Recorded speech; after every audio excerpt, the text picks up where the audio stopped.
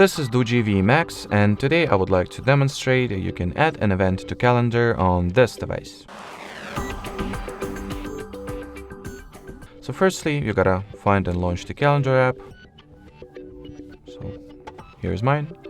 Then select the date that you would like to set an event on. Then hit the plus icon to your bottom right, choose an event option from the list, and fill out all the event details such as its title, time frames, repetitiveness or reoccurrence, participants, link to the video conference, location, notifications, color, descriptions, or attachments. Now hit the save button, and here you have it. Alrighty, so that will be it for this video, guys. Thanks for watching, thanks for your attention, and bye bye.